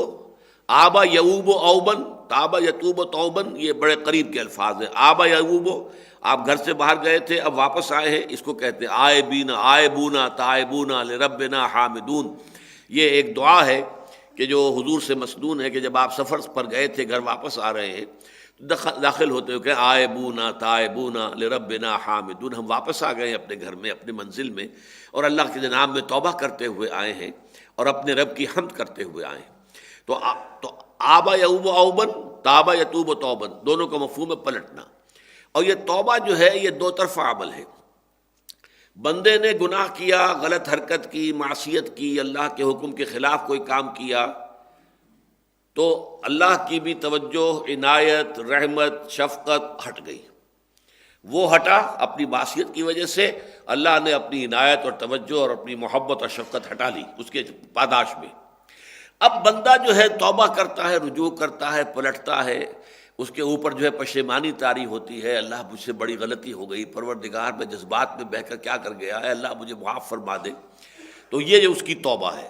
اب اللہ بھی پلٹتا ہے، رجوع کرتا ہے، اپنی توجہ جو ہے اپنی رحمت کے ساتھ، اپنی شفقت کے ساتھ، اپنی شان غفاری کے ساتھ دوبارہ متوجہ ہو جاتا ہے۔ تو یہ لفظ دو طرفہ استعمال ہوتا ہے۔ تواب بندے بھی ہیں، بہت توبہ کرنے والے ہیں، اور تواب اللہ کے لیے بار بار آیا قرآن مجید میں۔ اللہ تعالیٰ تو بڑا تواب ہے، اللہ تعالیٰ جو ہے توبہ کا بہت قبول کرنے والا ہے۔ تو یہ توبہ جو ہے اس کی دو طرفہ لفظ ہے۔ بندے نے معصیت سے توبہ کی اور اللہ نے جو اپنی شفقت کی نگاہ پھیر لی تھی، دوبارہ لوٹا کر اپنی شفقت اور محبت اور عنایت کی جو ہے اس کی طرف رخ کر لیا۔ یہ توبہ ہے دو طرفہ۔ اب توبہ کا معاملہ یہ ہوتا ہے کہ ایک تو یہ ہے کہ آدمی سے بالکل جذبات کی رو میں بہہ کر توبہ، کوئی غلط کام ہو گیا، کسی وقت غلط ماحول میں انسان جا بیٹھا ہے، پھنس گیا ہے وہاں، اور اس ماحول کے فوری اثرات اس پر ایسے ہوئے ہیں کہ وہ بھی، کچھ اور لوگ بھی کوئی غلط حرکت کر رہے تھے، وہ بھی کر بیٹھا۔ اس طرح کے معاملے کے لیے آتا ہے جذبات، اس میں لفظ جہالت آیا ہے، اور اس پر بحث کی مفسرین نے۔ جہالت کا مطلب یہ نہیں ہے کہ اسے یہ معلوم نہیں تھا کہ یہ گناہ ہے، نہیں، معلوم تو تھا کہ گناہ ہے، لیکن یہ کہ یا تو اس گناہ کی پاداش سے اس وقت جو ہے انسان کو مستحضر نہیں رہی یہ بات کہ اللہ تعالیٰ کے ہاں سزا ہوگی، اللہ تعالیٰ کے ہاں حضور جانا ہوگا، جواب دہی کرنی ہوگی، تو کیا بنے گا؟ اس سے ایک جہالت اور نادانی کی کیفیت طاری ہو گئی۔ یا جاہل کا لفظ عربی زبان میں جو آتا ہے وہ عالم کے مقابلے میں نہیں آتا، حلیم کے مقابلے میں آتا ہے۔ حلیم الطبع انسان وہ ہے جو اپنے جذبات کے اوپر کنٹرول رکھتا ہے، پرووک نہیں ہوتا فوری طور پر، ذرا سی کسی نے اشتعال آمیز بات کی اور پھٹ پڑے اور غصے کے اندر آ گئے اور آپے سے باہر ہو گئے، نہیں، وہ جاہل کہلائے گا۔ ایک حلیم الطبع شخص وہ ہوتا ہے کہ پوری اپنے آپ کو سیلف پوزیس کرتا ہے، اپنے آپ کو سیلف پوزیشن کے ساتھ اور بڑی حکمت کے ساتھ بات کرتا ہے۔ تو اس اعتبار سے نادانی یہاں پہ مراد یہ نہیں ہے کہ اسے معلوم نہیں تھا کہ یہ گناہ تو معلوم تھا کہ ہے، لیکن پھر بھی در حقیقت انسان کا کوئی بھی عمل کر گزرنا جو ہے وہ جذبات کی رو کی وجہ سے ہوتا ہے۔ اس پر شہوت غالب آ گئی، اس وقت اس کے اوپر کوئی اور جو ہے مال کی محبت کا ایسا غلبہ ہو گیا، ٹیمپٹیشن ہو گئی کہ وہ کسی حرام ذریعے سے مال کو کما بیٹھا۔ ثم یتوبون من قریب، پھر فوراً ہی جیسے ہی انسان جو ہے وہ ہوش میں آیا فوراً توبہ کرے۔ یہ ہے اصل میں اس کا اصل مفہوم، اگرچہ مفسرین نے بہت عمدہ بحثیں کی ہیں اس پر کہ یتوبون من قریب سے مراد یہ نہیں ہے کہ فوراً ہی توبہ کرے، وہ کافی عرصے کے بعد بھی توبہ کرے تو موت سے پہلے اگر توبہ کر رہا ہے تو وہ توبہ جو ہے قریب ہی شمار ہوگی، اس لیے کہ یہ زندگی ہے کتنی، 30 40 50 60 70 سال، آخرت کی زندگی کے مقابلے میں بہت حقیر ہے، بہت مختصر ہے، بہت ہی تھوڑی سی زندگی ہے۔ اس میں اگر انسان نے فرض کیجئے کسی ایک گناہ پر وہ کئی سال تک جو ہے متواتر عمل کرتا، لیکن اس کے بعد اس کی آنکھیں کھل گئی کہ یہ کام میں نے غلط کیا ہے، مجھے نہیں کرنا چاہیے تھا، توبہ کر رہا ہے، تو یہ بھی توبہ عنقریب ہی شمار ہوگی۔ یہ مفسرین نے بحث کی ہیں، خاص طور پر قاضی ثناء اللہ پانی پتی رحمۃ اللہ علیہ نے، لیکن یہ کہ میری رائے سے ذرا مختلف ہے۔ میرے نزدیک یہ کہ ایک یہ ہے کہ آدمی نے گناہ کیا اور فوراً آنکھ کھل گئی، یہ اصل میں معاملہ ایک ہے۔ مجھے چونکہ یاد ہے اپنی زندگی کا ایک واقعہ، اور اسی کے حوالے سے میں آپ کو بتایا کرتا ہوں کہ میں جا رہا تھا، میڈیکل کالج کا طالب علم تھا، تو صبح کو 8 بجے ہماری کلاس ہوتی تھی ڈاکٹر امیر الدین صاحب کی مرحوم مغفور کی، اور وہ 8:05 پر گیٹ بند کر دیتے تھے، کوئی داخل نہیں ہو سکتا تھا۔ ایک روز مجھے کوئی دیر ہو گئی تھی، میں بہت تیز گاڑی چلا رہا تھا، سائیکل اپنی، اور تھی سڑک پھسلواں تھی، بارش ہوئی تھی تھوڑی سی، تو سائیکل پھسلی، میں گرا، بری طرح گرا، لیکن گرتے ہی تیزی کے ساتھ اٹھا ہوں کہ مجھے یہ بعد میں معلوم ہوا، اٹھنے کے بعد، کہ میں گرا تھا۔ یعنی انسان جب گرتا ہے تو گرتے ہی، یہ تو دوسری بات ہے، اگر تو ہڈی پسلی ٹوٹ گئی ہو تب تو اٹھنا آسانی سے ممکن نہیں ہوتا، لیکن اگر خدا نہ خواستہ کوئی ایسا مسئلہ جو ہے اللہ کے فضل و کرم سے نہ ہوا ہو تو آدمی اس تیزی کے ساتھ اٹھتا ہے کہ مجھے آج تک بھی یاد ہے کہ میں حیران ہوا کہ میں گر گیا تھا، اٹھنے کے بعد مجھے احساس ہوا کہ میں گر گیا تھا۔ یہ کیفیت ہوتی ہے انسان کی کہ اگر واقعتاً دل کے اندر ایمان جو ہے پختہ ہو اور گہرا ہو تو گناہ کے فوراً بعد، جیسے کہ ایک سیلاب آتا ہے اور سیلاب کا جو ہے ریلا گزر گیا، وہ سیلاب کا ریلا گزرنے کے فوراً بعد جو ہے انسان ہوش میں آ جاتا ہے۔ یہ ہے در حقیقت اس پہلی آیت کا اصل مقصود، اور اسی لیے اس میں اس قدر سخت لفظ استعمال ہوا ہے، انما التوبۃ علی اللہ، اللہ کے ذمے ہے، اللہ کے ذمے ہم کوئی شے قرار نہیں دے سکتے، یہ تو اس لیے کہ خود اس نے اپنے ذمے لگا لیا ہے، خود کہہ رہا ہے، لیکن اس توبہ کا قبول کرنا اللہ فرما رہا میرے ذمے ہے۔ اور میں یہ لفظ استعمال نہیں کرتا تھا، لیکن میں نے دیکھا کہ قاضی ثناء اللہ پانی پتی رحمۃ اللہ علیہ نے اس کے لفظ استعمال کیا، اللہ نے فرض قطعی قرار دیا اپنے اوپر، فرض قطعی قرار دیا ہے کہ ایسے شخص کی توبہ کو قبول کرنا مجھ پر لازم ہے، فرض ہے مجھ پر۔ ویسے الفاظ کے اندر اسی کا انداز ہے، انما التوبۃ علی اللہ للذین یعملون السوء بجہالۃ ثم یتوبون من قریب، وہ لوگ کہ جو کوئی گناہ کا ارتکاب کرتے ہیں، کوئی بری حرکت کرتے ہیں، وہ جذبات کی رو میں بہہ کر کسی غلط ماحول کے اندر حالات یا جذبات کا ریلا آتا ہے، کچھ اور ہے، فوراً کر بیٹھے، لیکن فوراً ہی پھر وہ اگر جو ہے ہوش میں آ گئے اور انہوں نے اللہ کی جناب میں توبہ کی، فوراً پشیمانی طاری ہو گئی، تو اللہ تعالیٰ کے ذمے ہے، اللہ کے ذمے فرض ہے کہ وہ اس توبہ کو قبول کرے۔ فَأُولَٰئِکَ یتوب اللہ علیہم وَکَانَ اللَّهُ عَلِیمًا حَکِیمًا، اللہ تعالیٰ علیم بھی ہے، حکیم بھی ہے۔ وَلَيْسَتِ التَّوْبَةُ لِلَّذِينَ يَعْمَلُونَ السَّيِّئَاتِ، اور توبہ کا یہ حق ان لوگوں کے لیے نہیں ہے کہ جو برائیاں کرتے رہتے ہیں حَتَّىٰ إِذَا حَضَرَ أَحَدَهُمُ الْمَوْتُ، یہاں تک کہ جب کہ ان میں سے کسی کا موت کا معاملہ آ جائے، موت کا وقت آ جائے، موت سرہانے آن کھڑی ہوئی ہو، قَالَ إِنِّي تُبْتُ الْآنَ، تو اس وقت وہ کہے کہ میں اب توبہ کرتا ہوں۔ وَلَلَّذِينَ يَمُوتُونَ وَهُمْ كُفَّارٌ، اور نہ ہی ان لوگوں کے لیے توبہ کا کوئی حق ہے کہ جو مر جائیں کفری کی حالت میں، کہ وہ بھی کہیں گے جا کر وہاں تو اللہ تعالیٰ کے ہاں قیامت کے دن پروردگار اب توبہ کرتے ہیں، ہم باز آ گئے، ربنا ابصرنا وسمعنا فرجعنا نعمل صالحا انا موقنون، پروردگار اب ہم نے دیکھ لیا، حقیقتیں ہم پر منکشف ہو گئی، 14 طبق ہمارے روشن ہو گئے، ہم نے حقیقت سن بھی لی دیکھ بھی لی، اب ہمیں ذرا ایک دفعہ دنیا میں بھیج دے تو ہم وہ کام نہیں کریں گے جو پہلے ہم کرتے تھے، اب ہمیں یقین کامل حاصل ہو گیا ہے، اس کے مطابق صحیح کام کریں گے۔ وہ توبہ وہاں قبول نہیں ہوگی، نہ وہ توبہ آخرت کے اندر قبول ہوگی، میدان حشر میں قبول ہوگی، یا جہنم میں توبہ کرنے والے کی توبہ قبول ہوگی، نہ ہی اس دنیا میں جب موت کے آثار شروع ہو جائیں تو پھر توبہ کا دروازہ بند ہو جاتا ہے۔ اس کے لیے جو لفظ آیا ہے حدیث میں وہ یہ ہے ما لم یغرغر، توبہ جو ہے جب تک کہ یہ گھنگرو نہیں بولتا انسان کے حلق میں۔ آپ کو معلوم ہے کہ آخری وقت میں جو ہے وہ بلغم وغیرہ جب جو ہے وہ ٹریکیا وغیرہ کے اندر اور پھیپھڑوں کے اندر بولتا ہے تو وہ آخری وقت میں نزا کے وقت جو گھنگرو سا بول رہا ہوتا ہے حلق کے اندر، یہ غرغر ہے۔ معلم یغرغر، جب تک یہ کیفیت نہیں ہوتی توبہ کا دروازہ کھلا ہوا ہے۔ امید دلائی گئی ہے، یقین نہیں دلایا گیا۔ یقینی تو توبہ وہ ہے اللہ کے ذمے کہ جو انسان نے غلطی کی اور فوراً توبہ کر لی۔ البتہ اس میں بھی علماء کا اتفاق ہے کہ فرض کیجئے اس کے بعد پھر کبھی وہی موقع پیش آ گیا، پھر خطا ہو گئی، پھر غلطی ہو گئی، پھر جذبات کی رو میں بہ گئے، پھر توبہ کی، پھر کیا، پھر کوئی حرج نہیں۔ توبہ تواب اسی لیے کہا گیا ہے کہ توبہ کرتے رہنے والا، کل بنی آدم خطاؤن وخیر الخطائین توابون، تمام بنی آدم انتہائی خطا کار ہیں، سب کے سب خطا کار ہیں۔ کون ہے کہ جو گناہ سے بچا ہوا ہے؟ فرق یہ ہے کہ کسی کا کوئی گناہ ہے، کسی کا کوئی اور گناہ ہے۔ کل بنی آدم خطاؤن، اور خطا جو ہے فعال کے وزن پر مبالغے کا صیغہ ہے، تمام بنی آدم انتہائی خطا کار ہیں۔ کل بنی آدم خطاؤن وخیر الخطائین التوابون، اور بہترین جو ہیں ان میں جو خطا کار ہیں ان میں وہ ہیں جو توبہ کرتے ہیں، بار بار توبہ کرتے ہیں۔ اس لیے کہ انسان جب توبہ کرے تو اس کی شرائط ہیں، جس وقت توبہ کرے اس وقت عزم مصمم ہو کہ یہ کام میں نے اب نہیں کرنا ہے۔ فرض کیجئے کہ انسان جو ہے قوی ارادے کا مالک نہیں ہے، اس کا ارادہ ضعیف ہے، کمزور ہے، اس کے اندر جو ہے عزم نہیں ہے، لم نجد لہو عزما، جیسا کہ آیا ہے کہ حضرت آدم علیہ السلام کے بارے میں ہم نے اس میں عزیمت نہیں پائی، ہمت نہیں پائی۔ ہم نے اسے روکا تھا کہ فلاں درخت کا پھل نہ چکھنا، اس نے کھا لیا، فنسی، بھول گیا۔ ولم نجد لہو عزما، ہم نے اس کے اندر کوئی عزم نہیں دیکھا کہ جم جائے آدمی ایک بات کے اوپر۔ تو توبہ کی، ایک تو یہ ہے کہ اس کے بعد جم گیا، کیا کہنے ہیں، نور علی نور۔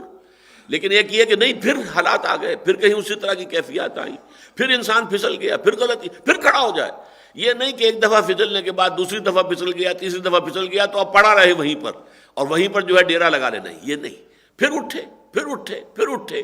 نیت کا معاملہ جب تک کہ یغرغر ما لم یغرغر، جب تک کہ یہ غرغرہ جو ہے یہ حلق کے اندر جو ہے گھگرو موت کا نہیں بولتا اور نزع کا عالم نہیں آتا۔ اور یہ حدیث جو ہے حضرت عبداللہ ابن عمر سے رضی اللہ تعالیٰ عنہ نے اس حدیث کو جو ہے امام احمد ابن حنبل نے روایت کیا، امام ترمذی نے، امام ابن ماجہ نے، امام ابن حبان نے، حاکم نے، بیہقی نے، ان سب نے، اور یہ حدیث صحیح قرار دی گئی ہے کہ ما لم یغرغر، جب تک کہ وہ موت کا گھنگرو، نزع کا گھنگرو نہیں بولتا اس وقت تک دروازہ توبہ کا کھلا ہوا ہے۔ اسی طرح ایک اور حدیث ہے جو مسند احمد ابن حنبل میں بھی ہے اور قاضی ابو یعلا نے اس کو نقل کیا ہے کہ اللہ کا اور شیطان کا ایک مکالمہ ہوا۔ شیطان نے کہا، اے رب، تیرے عزت و جلال کی قسم، میں ان انسانوں کو گمراہ کرتا رہوں گا، کرتا رہوں گا، کرتا رہوں گا، کرتا رہوں گا، یہاں تک کہ ان کی موت آ جائے۔ اللہ تعالیٰ نے فرمایا، اچھا تو پھر مجھے بھی میرے عزت و جلال کی قسم، میں بھی انہیں معاف کرتا رہوں گا، معاف کرتا رہوں گا، معاف کرتا رہوں گا، معاف کرتا رہوں گا، یہاں تک کہ ان کی موت کا وقت آ جائے۔ ہاں، موت کا وقت آئے گا تو پھر معافی کا دروازہ بند ہو جائے گا۔ یہ بھی بہت ہی عمدہ روایت ہے۔ اسی طریقے سے یہ حدیث جو ہے صحیح مسلم میں ہے حضرت ابو موسیٰ اشعری سے کہ اللہ تعالیٰ دن کے وقت ہاتھ پھیلاتا ہے کہ جس نے رات کو گناہ کیے ہوں توبہ کر لے، اور پھر رات کو ہاتھ پھیلاتا ہے کہ جس نے دن میں گناہ کیے وہ توبہ کر لے، یہاں تک کہ سورج مغرب سے طلوع ہو جائے، جب تک کہ وہ آخری علامات جو ہیں قیامت کی، ان میں سے آپ کو معلوم ہے کہ جو علامات کبریٰ ہیں ان میں سے ایک یہ بھی ہے کہ سورج مغرب سے نکلے بجائے مشرق کے، تو اس کے بعد معلوم ہوا کہ اب زندگی اس دنیا کا جو ہے معاملہ خاتمے کے قریب آ گیا ہے، انفرادی موت نہیں، بلکہ اب یہ اس دنیا کی اجتماعی موت آ گئی ہے تو اس وقت بھی آ کے وہ دروازہ بند ہو جائے گا، ورنہ اللہ تعالیٰ روزانہ اللہ کا ایک ہاتھ جو ہے وہ وسیع ہوتا ہے تاکہ دن کے وقت، تاکہ رات کو جس نے گناہ کیا وہ توبہ کر لے، اور رات کے وقت تاکہ جس نے دن میں گناہ کمایا وہ توبہ کر لے۔ اور توبہ کا اللہ تعالیٰ کے ہاں کیا مقام ہے، ذرا اس کا اندازہ کیجئے۔ ایک بڑی پیاری تمثیل دی ہے حضور نے صلی اللہ علیہ وسلم۔ حضور فرماتے ہیں کہ بندے کی توبہ سے اللہ کو اتنی ہی خوشی ہوتی ہے جتنی کہ، اب ایک تمثیل ہے کہ تم یہ تصور کرو کہ اگر کوئی مسافر ہے لقودق صحرا میں سفر کر رہا ہے اکیلا، ایک اس کا اونٹ ہے، اونٹ ہی پر اس کا پانی ہے، چھاگل ہے وہ بھی اونٹ کے ساتھ بندھی ہوئی ہے، وہ کھانے کی چیزیں تھی وہ بھی اونٹ کے ساتھ ہیں، اونٹ کے اوپر لدی ہوئی ہے۔ وہ تھوڑی دیر کے لیے سستانے کے لیے کسی درخت کے نیچے بیٹھتا ہے اور اس کی آنکھ لگ گئی، آنکھ کھلی تو اونٹ غائب۔ اس نے اونٹ کا جو ہے وہ گھٹنا نہیں باندھا تھا، خطا ہو گئی، غلطی ہو گئی، ورنہ عام طور پر تو بدو یہ کرتے تھے کہ اتنے ہیں تو اونٹ کا ایک جو پاؤں ہے اس کا گھٹنا باندھ دیتے تھے تاکہ وہ دوڑ نہ سکے، اچک اچک کے ادھر ادھر کی کر کے درخت سے کوئی اور کہیں سے کوئی ناشتہ تھوڑا بہت جو کر سکتا ہو کر لے، لیکن دوڑ نہیں سکتا۔ اس نے نہیں باندھا، وہ بھاگ گیا۔ اب وہ کہتا ہے کہ بے تاب ہو کر وہ، حضور فرماتے ہیں کہ مشرق میں، مغرب میں، شمال میں جو دوڑتا ہے، بھاگتا ہے، ادھر ادھر کہیں نظر آئے، اونٹ کا کہیں نام و نشان نظر نہیں آ رہا۔ پھر وہ تنگ آ کر، اب آپ اندازہ کر لیجئے کہ ایک شخص جو ہے موت کا انتظار اب کر رہا ہے، پانی بھی نہیں ہے اس کے پاس، پانی بھی اسی اونٹ پر تھا چلا گیا، کھانا بھی نہیں ہے، کھانا بھی اسی اونٹ پر تھا چلا گیا۔ اب وہ موت کے انتظار میں ہے، اچانک دیکھتا ہے کہ اونٹ کھڑا ہوا، اونٹ تو موجود ہے۔ تو اب وہ کہنا تو یہ چاہتا تھا، اے اللہ میں تیرا بندہ ہوں، تو میرا رب ہے، لیکن اپنا وہ جو اسے یوں سمجھیے کہ خوشی کا جو ایک کیفیت ہے اس میں وہ کہہ یہ بیٹھتا ہے، اے اللہ میں تیرا رب، تو میرا بندہ۔ اس طریقے کی اتنی خوشی ہوتی ہے اللہ کو اپنے بندے کی توبہ سے، کسی گناہ گار بندے کی توبہ سے۔ اس لیے اس معاملے کو ہلکا نہ سمجھے، بہت بڑی شے، ہمارے دین کی حکمت کی روح سے یہ بہت بڑی شے ہے۔ اس میں تھوڑی سی خطا ہوئی ہے اور اس کی وجہ سے کتنے بڑے بڑے گمراہیوں کے طومار جو ہیں پیدا ہو گئے دنیا میں۔ آپ اس کا اندازہ کیجئے کہ یہ جو حضرت آدم علیہ السلام سے خطا ہو گئی تھی، حضرت حوا سے خطا ہو گئی تھی، دونوں نے وہ ممنوع شجر جو تھا اس کا پھل کھا لیا، گناہ ہو گیا، غلطی ہو گئی، معصیت ہو گئی۔ قرآن یہ کہتا ہے کہ فَتَلَقَّىٰ آدَمُ مِن رَبِّهِ كَلِمَاتٍ فَتَابَ عَلَيْهِ، حضرت آدم علیہ السلام کو اللہ تعالیٰ نے، ان میں پشیمانی پیدا ہو گئی لیکن الفاظ نہیں تھے، کن الفاظ میں اللہ کی جناب میں توبہ کریں، لہذا انہوں نے، اللہ تعالیٰ نے الفاظ تلقین فرما دیے کہ ٹھیک ہے تم توبہ کرنا چاہتے ہو تو یہ الفاظ ہیں، وہ الفاظ ہیں جو سورہ بقرہ کے 4 رکوع میں ہے، ربنا ظلمنا، نہیں یہ سورہ اعراف میں ہے، ربنا ظلمنا انفسنا وان لم تغفر لنا وترحمنا لنکونن من الخاسرین۔ اللہ نے معاف فرما دیا، توبہ، خطا ہوئی، توبہ ہوئی، بات ختم۔ التائب من الذنب کمن لا ذنب لہ، ہمارے ہاں تو تعلیم یہ ہے کہ جس شخص نے گناہ سے توبہ کی ہے وہ ایسے جیسے اس نے گناہ کیا ہی نہیں، اٹس واشڈ آف، صاف ہو جاتا ہے، نامہ اعمال کے اوپر سے دھو دیا جاتا ہے، کوئی دھبا، کوئی اس کا نشان، کوئی آفٹر افیکٹ تک بھی باقی نہیں رہتا۔ یہ توبہ کی کیفیت یہ ہے کہ کمن لا ذنب لہ، التائب من الذنب کمن لا ذنب لہ، توبہ سے گناہ سے توبہ کرنے والا تو ایسے جیسے اس نے گناہ کبھی کیا ہی نہیں تھا۔ لیکن یہ کہ چونکہ تورات میں اس توبہ کا ذکر نہیں آیا کہ حضرت آدم نے توبہ کر لی اور اللہ نے معاف کر دیا، نتیجہ کیا نکلا؟ عیسائیوں نے پھر اس کے اوپر جو ردے چڑھائے ہیں کہ جب آدم نے گناہ کیا تھا تو اس کا مطلب یہ ہے کہ ابن آدم جو بھی پیدا ہو رہا ہے، آدم کی نسل میں جو بھی مرد یا عورت پیدا ہو رہے ہیں سب گناہ گار ہیں،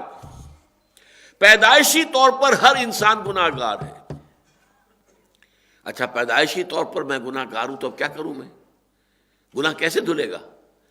بھئی میں نے کوئی غلطی کی ہو میں توبہ کر لوں، میں پیدائشی طور پر گناہ گار ہوں، وہ تو گناہ میں نے کیا ہی نہیں تھا نا، وہ تو مجھے مل گیا ہے وراثت میں۔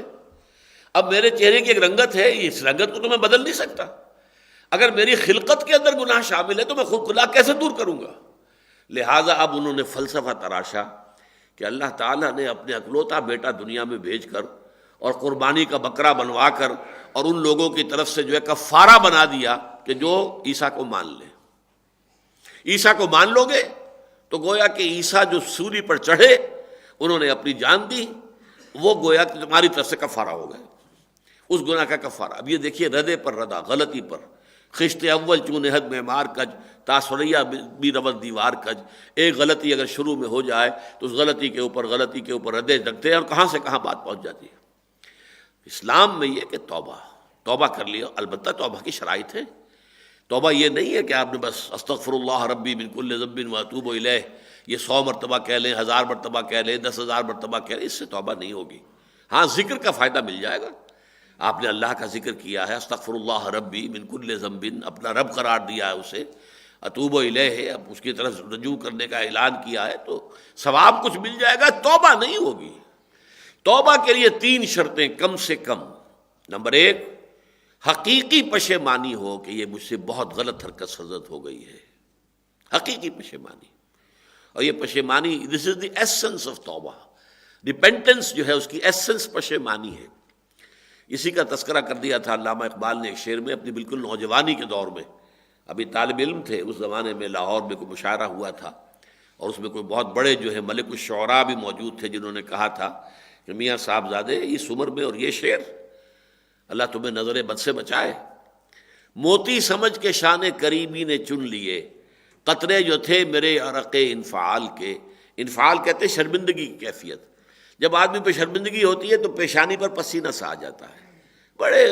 چھوٹے چھوٹے ننھے قطرے پسینے کے پیشانی پر آتے ہیں انفعال کی وجہ سے، شرمندگی کی وجہ سے.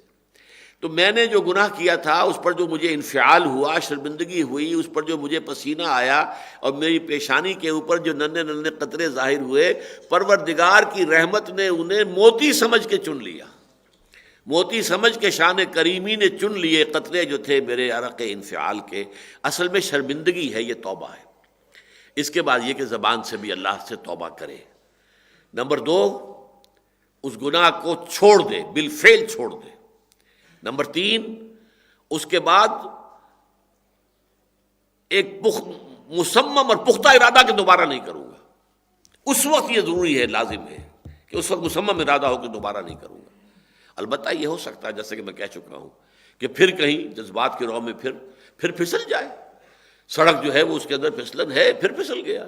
یہ انسان سے بعید نہیں ہے. کل بنی آدم توابون خطاؤن و خیر الخطائین توابون. تو وہ میں نے عرض کر دیا کہ شیطان کے مقابلے میں اللہ نے بھی فرمایا کہ مجھے بھی میری عزت اور میرے جلال کی قسم ہے کہ میں بھی اپنے بندوں کو معاف کرتا رہوں گا یہاں تک کہ موت کا معاملہ آ جائے. اس کے بعد دروازہ بند ہو جاتا ہے. تو گویا کہ یہاں پر ویسے تو جیسا کہ میں نے عرض کیا کہ اس پہلی آیت جو ہے اس میں، اس کی بھی تعویل میں اکثر علماء نے، اکثر مفسرین نے یہ شکل اختیار کی ہے کہ اس سے مراد لازم یہ نہیں ہے کہ فوراً ہی توبہ کی جائے، ثم یتوبون من قریب، بلکہ یہ کہ موت سے پہلے جو بھی توبہ ہے، موت کے آثار شروع ہونے سے پہلے وہ توبہ من قریب ہی شمار ہوگی. یہ رائے ہے اکثر کی. لیکن میری رائے یہ ہے کہ نہیں. یہاں 2 انتہائیں اللہ تعالیٰ نے بیان کر دی ہیں. ایک انتہا مثبت پر طرز کی ہے، مثبت سائڈ کی ہے.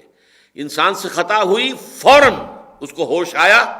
فوراً جو ہے پشیمانی ہوئی کہ یہ میں کیا کر بیٹھا ہوں، مجھے یہ نہیں کرنا چاہیے تھا. فوراً اللہ کی جناب میں توبہ کی. یہ توبہ تو وہ ہے کہ جس کو اللہ تعالیٰ نے اپنے ذمے قرار دیا ہے. انما التوبۃ علی اللہ للذین یعملون السوء بجہالۃ ثم یتوبون من قریب. یہ ایک انتہا ہے. دوسری انتہا یہ ہے کہ انسان کرتا رہے،